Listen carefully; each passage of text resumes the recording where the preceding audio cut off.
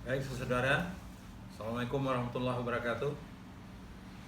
Pertemuan pertama kita hari ini dalam mata kuliah kajian mandiri bagi saudara mahasiswa S2 yang mana Bapak ditugaskan sebagai pembimbing, baik itu pembimbing penulisan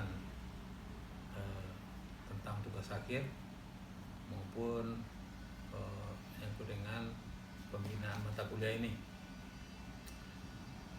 Pertama, Bapak akan menyampaikan tentang silabus.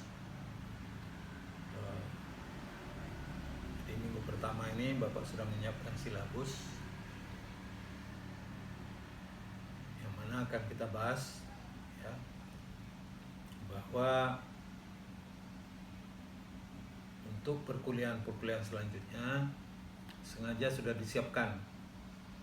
Itu kalau kali ini pertemuan pertama kita sudah menyampaikan silabus dan materi yang akan saudara nanti bisa baca pada e-learning yang Bapak siapkan. Minggu kedua sesuai silabus yang kita siapkan, saudara itu sudah harus mencari atau melahirkan ide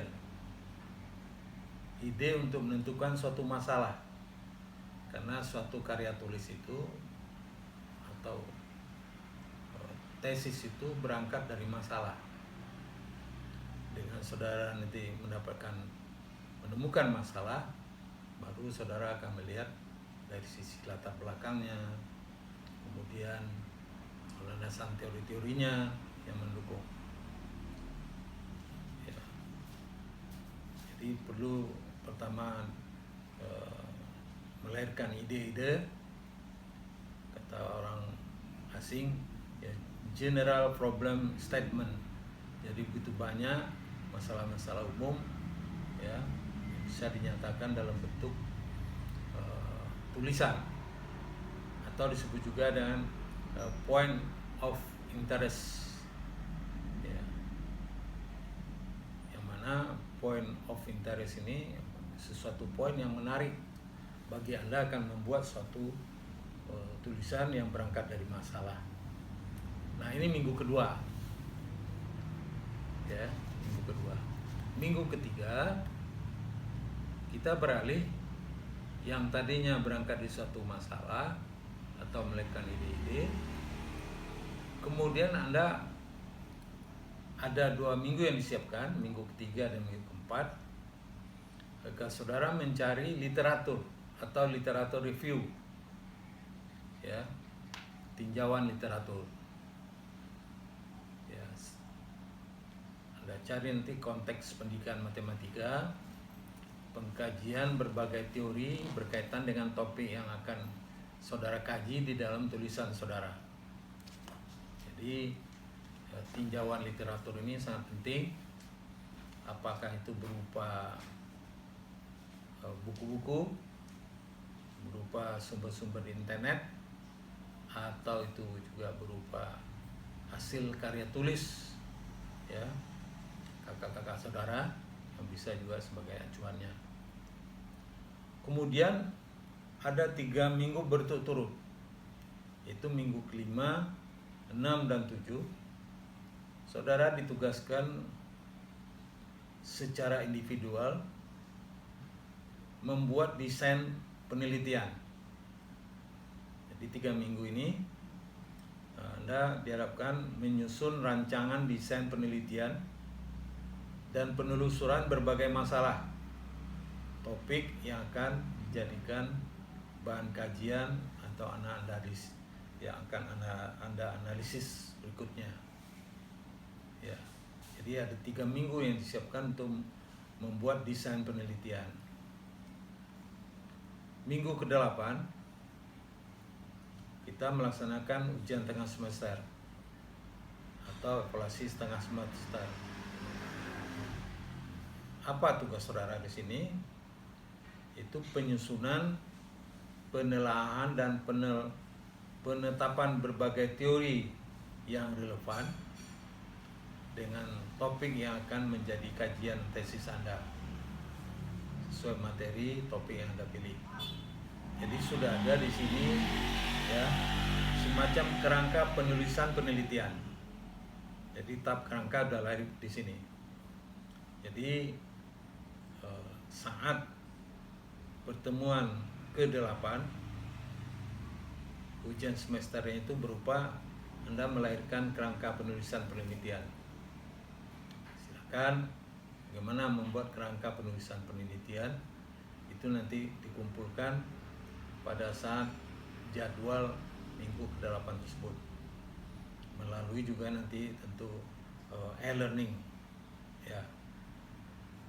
Kemudian minggu ke-9 dan minggu 10 tugas saudara ini sudah masuk kepada bab 3 ini. Jadi kalau yang tadi kita bercerita itu bab 1 sampai bab 2. Nah, sekarang ada 2 minggu, minggu ke-9 dan minggu 10. Ini sudah masuk kepada metodologi penelitian. Ya. Di dalam penelitian, pembuatan tesis, jadi biasanya berada pada bab 3. Sedangkan susunan rancangan desain metodologi penelitian itu dan penggalian variabel-variabel penelitian, kemudian subvariabelnya apa, serta indikator yang berkaitan dengan topik-topik yang akan menjadi kajian saudara. Nah, itu kegiatan kita sampai minggu ke-10. Kemudian pada minggu 11 dan minggu 12 menampilkan tugas ya. Artinya 3 orang dari saudara sudah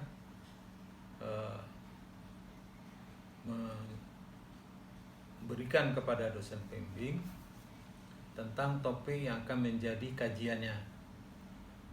Jadi topik di sini maksudnya tentu sekaligus dengan uraiannya. Ya, artinya berangkat dari kerangka tadi lebih matang lagi sekarang begitu. Ya. Itu 3 orang. Kemudian karena kita ada 7 orang, setelah minggu ke-12, nah minggu ke-13 dan ke-14 itu menampilkan 2 orang peserta tentang topik akan menjadi kajiannya seperti pada pertemuan minggu sebelumnya. Ya, bedanya ini orangnya lain, 2 orang. Dan minggu 15 dan 16 ya menampilkan ya tugas yang 2 orang lagi yang tinggal tentang topik yang akan menjadi kajiannya. Nanti tentunya ada refleksi dari dosen pembina dari setiap yang tampil ini. Nah, minggu ke-17 saudara dianggap itu ujian akhir semester, yang mana pada ujian akhir semester ini saudara sudah melahirkan proposal yang siap untuk mengikuti atau melaksanakan yang akan diseminarkan. Jadi selesai perkuliahan ini saudara sudah punya proposal penelitian. Yang berikutnya saudara tinggal meminta saja lagi ya ke prodi Anda tentang penjadwalan seminar proposal. Ya, jadi kita matangkan itu bagian dari ya keberhasilan ujian akhir semester, yaitu lahir proposal penelitian. Nah ini ya silabus kita sampai minggu ke-17. Saudara bisa membaca banyak buku-buku yang Bapak sampaikan ini.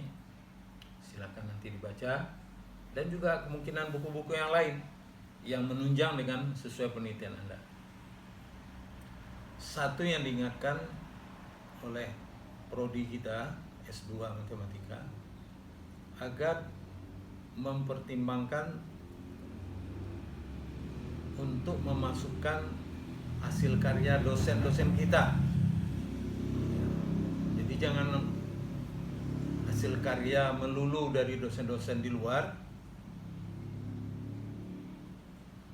maka maka itu akan kecil nilainya. Karena juga akan melihat bagaimana Anda menghubungkan hasil karya dosen Anda itu dengan penelitian Anda. Karena setiap dosen itu jelas sudah banyak karyanya. Seperti Bapak umpamanya banyak yang bisa saudara mengacu kepada penelitian tersebut. Jadi ini penting. Ya, ini betul-betul nanti bagaimana cara mengambil referensi perkuliahan itu supaya bernilai. Jadi selain dituliskan pada tesis Anda, ada juga aturannya bagaimana cara mengutipnya mahasiswa itu sehingga bernilai.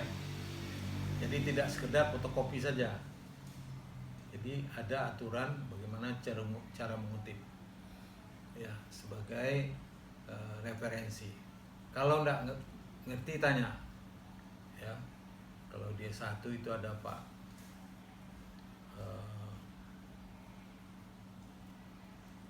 beberapa dosen, diantaranya mungkin ada Pak Adam, ya, atau ada ketua prodi di S1 itu Pak Farid, atau ketua prodi kita di S2 Pak Yerizon. Tanyakan ke beliau bagaimana cara yang benar mengutip karya tulis dosen kita agar nantinya bernilai, ya.